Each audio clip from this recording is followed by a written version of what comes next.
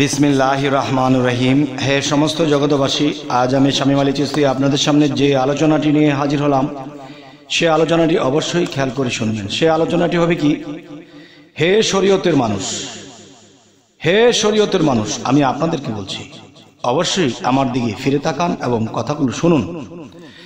সেই কথাগুলো হলো, দেখুন যে যারা এই পৃথিবীতে শরীয়তের আইন কানুন মানছে, কিন্তু যারা শরীয়তের আইন কানুন মানছে আসলে তাদের কিন্তু শরীয়তটাও করা হচ্ছে না। যারা শরীয়ত মূলত বুঝে তারা তরিকত বুঝে, আর যারা তরিকত বুঝে তারা হাকিকত বুঝে, আর যারা হাকিকত বুঝে তারা মারেফাত বুঝে। দেখেন, আমরা যদি আমাদের সর্ব অঙ্গের মধ্যে লক্ষ্য করি তাহলে চারটা জায়গায় হলো শ্রেষ্ঠ। সেটা আমি বলার চেষ্টা করব স্পষ্ট। তবে সেটি হলো, দেখুন যে মানুষ সর্ব অঙ্গই আছে, চক্ষু নেই, তাহলে চক্ষু ছাড়া তার জীবনটা, সারা পৃথিবীটা অন্ধকার গেল। আমার যদি মুখের মধ্যে স্বাদ না থাকে, জিহ্বায় স্বাদ না থাকে, মুখ না থাকে, তাহলে কিন্তু কথা বলা থেকে শুরু করে সমস্ত কিছু খাওয়ার স্বাদ থেকে বঞ্চিত। তাহলে বোঝা গেল কি, চোখের যেরকম মূল্য মুখের তেরকম মূল্য। তাই বলবো, আমি রাস্তা দিয়ে হাঁটছি, আপনি রাস্তা দিয়ে হাঁটছেন, আপনার পিছন দিয়ে দেখা যায় গাড়ি একটা আসতেছে, কিন্তু আপনি বয়রা কানে শোনেন না। তখন গাড়ি হরেন দিতে দিতে আপনি যখন শোনেন না, গাড়ির স্পিড যখন থামাইতে না পারলো, তখন আপনার উপর দিয়ে চালিয়ে দিল। তাহলে কানেরও দরকার। তাহলে আরো একটি বিষয় হলো, আপনি পচা খাচ্ছেন না গলা খাচ্ছেন, নাকি আপনি বিষ খাচ্ছেন। নাকের মধ্যে যদি আপনার গন্ধ, শ্বাস প্রশ্বাসের মধ্যে যে গন্ধ যদি আপনি না পান, তাহলে কি হবে, আপনি হয়তো বিষাক্ত জিনিস বা কোনো গন্ধ পচা গলা খেয়ে আপনি পেট নষ্ট হয়ে ডায়রিয়া হয়ে মারাও যেতে পারেন। তাহলে বোঝা গেল কি, যে যারা শুধু শরীয়ত করলো তারা শুধু মুখেরটা করলো, আর যারা তরিকত করলো না তারা কানেরটা করলো না, যারা হাকিকত করলো না তারা চোখেরটা করলো না, যারা মারিফত করলো না তারা দেখা যায় নাকেরটা, কানেরটা এবং মুখেরটা, চোখেরটা সমানভাবেই আমাদের মানতে হবে। দেখেন, আমাদের যদি চোখের দৃষ্টি নিক্ষেপ করি, দেখতে পাচ্ছি, মুখে খাচ্ছি, কথা বলছি এবং কানে শুনছি, তাহলে এর মধ্যে যে কথাটি আমি আপনাদেরকে বোঝাতে চাচ্ছি, একটা ছাড়াও কিন্তু আমাদের চলা যাচ্ছে না। তাই বলবো, হে সমস্ত জগতবাসী, যারা শুধু শরীয়ত করবে এরা ইহকাল ও পরকাল দুইটি কালই তারা হারাবে। কারণ দেখুন, সিন্দুক কিন্তু দেখা যায়, আর সেই সিন্দুক দেখা গেলেই কিন্তু হবে না, সিন্দুকের ভিতরে কি আছে তা জানতে হবে। আর যদি তা জানার চেষ্টা না করি, তাহলে দেখা যায় ফাঁকা সিন্দুক নিয়ে আমাদের জীবন কাটাতে হবে এবং পরকালও আমাদের ফাঁকা হয়ে যাবে। তবে হে সমস্ত জগতবাসী, যদি শাস্ত্র গ্রন্থের দিকে লক্ষ্য করি, অনেক সাধক, অনেক সুফি যারা কিছু লেখালেখি করেছে, তারা একটা কথা বলেছে যে যারা শুধু শরীয়ত করলো তারা ফাসেক, যারা শুধু মারেফত করলো তারাও ফাসেক, যারা শুধু হাকিকত করলো তারাও ফাসেক। তাহলে বোঝা গেল কি, তাহলে আমার চোখের মূল্য, নাকের মূল্য, কানের মূল্য, মুখের মূল্য, এই চারটি জায়গা যদি আমার মানব দেহের মধ্যে শ্রেষ্ঠ স্থান হয়ে থাকে, তাহলে চারটিকে আমাকে সমান তাদেরকে মূল্য দিতে হবে। তাহলে পৃথিবীতে দেখা যায় আমরা যতদিন বেঁচে ছিলাম, আমরা কি করেছি, আমরা শুধু মুখের মূল্য দিয়ে গেছি, খাবারের মূল্য দিয়ে গেছি, কথা বলার মূল্য দিয়ে গেছি, চোখের মূল্য দেইনি, কানের মূল্য দেইনি, নাকের মূল্য দেইনি, যার ফলে পরকালে যখন আল্লাহ জিজ্ঞাসা করবে তখন আমাদের কোনো উপায় থাকবে না।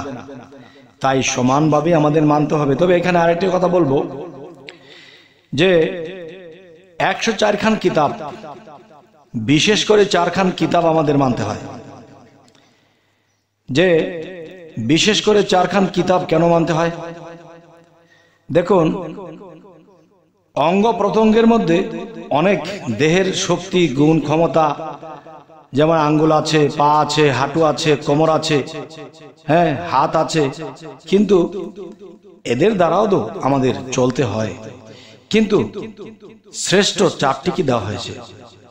তাই দেখেন ঈসা আলাইহিস সালাম তিনি ইনজিল, দাউদ আলাইহিস সালামের কাছে এসেছে, দাউদ আলাইহিস সালামের কাছে জবুর এসেছে, মূসা আলাইহিস সালামের কাছে তাওরাত এসেছে, হযরত মুহাম্মদ সাল্লাল্লাহু আলাইহি সাল্লামের কাছে কোরআন এসেছে। দেখবেন এই চারজন নবী কিন্তু শ্রেষ্ঠ।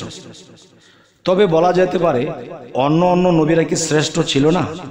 হ্যাঁ, তারাও বন্ধু ছিল, কিন্তু ওই সকলের মধ্যে এই চারজন শ্রেষ্ঠ। আর চারজন নবীর শ্রেষ্ঠ কথা আমাদের কালেমা ইমানে মুফাসসালের মধ্যে এসে গেছে। চারটি কিতাব বা আল্লাহর আসমানি কিতাব সমূহের উপর ঈমান আনতে হবে। বিশেষ করে চারটি নবীকে আমরা স্মরণ করি।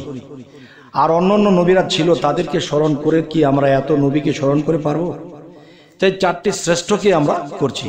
তাহলে চার কিতাবকে, চার নবীকে আমরা গুণগত মান দিতেই হবে। তেমনি আমার দেহের মধ্যে এরকম চারটি স্থান, এই চারটিকে নাক, মুখ, চোখ, কান, এটিকে আমাকে গুরুত্বপূর্ণ হিসেবে দিতে হবে। এদেরকে হেফাজতে রাখতে হবে যেন চক্ষু অন্ধ না হয়, মুখ দিয়ে বেফাস কথা না বের হয়, কান বধির না হয়, এমনভাবে আমাদের চলতে হবে। আচ্ছা, এই জন্যই বলেছি যে শুধু শরীয়ত যারা করবে তারা ধরা পড়বে। আর শরীয়ত, তরিকত, হাকিকত, মারিফত, এই চারটি জিনিস এখানে শ্রেষ্ঠ। নবীদের মধ্যে চারজন শ্রেষ্ঠ, আমাদের দেহের মধ্যে চারটি স্থান শ্রেষ্ঠ, সাহাবাদের মধ্যে চারজন শ্রেষ্ঠ, এবং আগুন, পানি, বাতাস, পানি যাকে বলা হয় আব, আতশ, খাক, বাত, নূর। যেরকম হযরত মুহাম্মদ সাল্লাল্লাহু আলাইহি সাল্লামের সাথে কে কে এসেছে? হাসান, হোসেন, হযরত আলী, মা ফাতেমা, সেই চারজন শ্রেষ্ঠ। তাহলে এই মুহাম্মদ সাল্লাল্লাহু আলাইহি সাল্লামকে নিয়ে পাঁচটা। তাহলে একটা কথা আছে, আব, আতশ, খাক, বাত, নূর, পাঁচের ব্যাখ্যা বহুদূর। সে যে কত দূর, সেই দূর পর্যন্ত পৌঁছাতে হলে একজন কামেল মুর্শিদের কাছে অবশ্যই যেতে হবে এবং নিজকে চিনে নিতে হবে, তবে আমরা সেই দূর পর্যন্ত পৌঁছে যেতে পারবো ইনশাআল্লাহ। তবে জগতে যারা মাওলানা, ইমাম সাহেব বা যারা মুফতি আজম যারা হয়েছে, তারা কিন্তু সত্যটা বলে না, কিন্তু আমরা কোরআন খুলে সত্যটা পেয়ে যাই। যেমন একদল বলতেছে যে পীর মুরিদি লাগে না, আর আল্লাহ সূরা কাহাফের 17 নম্বর আয়াতে বলতেছে যার মুর্শিদ নাই, যে মুর্শিদকে মানলো না, ধরলো না, বুঝলো না, তাহলে সে পথভ্রষ্ট। তাহলে মুর্শিদ ধরা ছাড়া, কামেল মুর্শিদ ধরা ছাড়া সে পথভ্রষ্ট, সেটি আল্লাহ বলছে। এবং বায়াত যে হতে হবে সূরা ফাতার মধ্যে আল্লাহ স্পষ্ট বলেছে, আরো অন্য অন্য সূরাতেও বলেছে যে যাকে আমি পথভ্রষ্ট করব তার কোনো মুর্শিদ থাকবে না, আর যাকে আমি পথ না দিব তার মুর্শিদ কখনোই পাবে না। তাহলে পৃথিবীতে যারা মুর্শিদ ধরে নাই বা মুর্শিদের বিরুদ্ধে চলে, তাহলে তারা পথভ্রষ্ট, সে কথা কোরআন বলছে। তবে হে সমস্ত জগতবাসী, আজকের এই আলোচনাটি কোথায় কেন করলাম? যারা জগতে নামাজি, ওযু করছে, নামাজ পড়ছে, কিন্তু দেখেন যেই নামাজের মধ্যে আল্লাহর সাক্ষাতের কথা ছিল সেটি কিন্তু হচ্ছে না। এবং ওযু, এই দেহের ওযু করতেছি, এই দেহটা কিন্তু মাটির সাথে মিশবে, তার দেহের বিচার হবে না, বিচার হবে কার? আত্মার। সেই আত্মার ওযু কি আমাদের হয়েছে? আর সেই আত্মার ওযু কি দিয়ে করে? পানি দিয়ে? না। জিকির দিয়ে? না। আত্মার খাদ্য হলো জিকির। আমরা কি ভাত মাছ দিয়ে ওযু করি? না। তাহলে আত্মার গোসল বা আত্মার ওযু কি দ্বারা করে? এটি একমাত্র কামেল মুর্শিদের কাছে যে এটা জেনে নিতে হবে। এবং কে আমি এই পৃথিবীতে এসেছি, আমার কি পরিচয়, সেই পরিচয়টি আমার দেহ কোরআনের মধ্যে কোথায় লেখা আছে, এবং সেই কালেমাটি এত মূল্য কেন? এই কালেমার দাওয়াত দিতে যে হযরত মুহাম্মদ সাল্লাল্লাহু আলাইহি সাল্লাম রক্তাক্ত হয়েছিলেন, তাহলে এই কালেমার এত মূল্য কেন? এই কালেমা আপনার মানব দেহে কোথায় কিভাবে ফিটিং করা আছে সেটি একজন কামেল মুর্শিদ আমাকে দেখাবে এবং পড়াবে, তখনই আমি পূর্ণ ঈমানদার হব। তবে হে সমস্ত জগতবাসী, আজকের এই আলোচনা অবশ্যই আপনাদেরকে বোঝাতে পেরেছি। যদি কেউ বুঝতে না পারেন তাও জানাবেন, যদি কেউ উল্টা দিকে বোঝেন তাও জানাবেন, যদি কেউ সঠিক বুঝে থাকেন তাও জানাবেন, এবং সামনে কি ধরনের আলোচনা চাইছেন তাও জানাবেন। সকলে ভালো থাকবেন, আমাদের চ্যানেলটিকে সাবস্ক্রাইব করে রাখবেন। সকলে ভালো থাকবেন। আল্লাহ হাফিজ।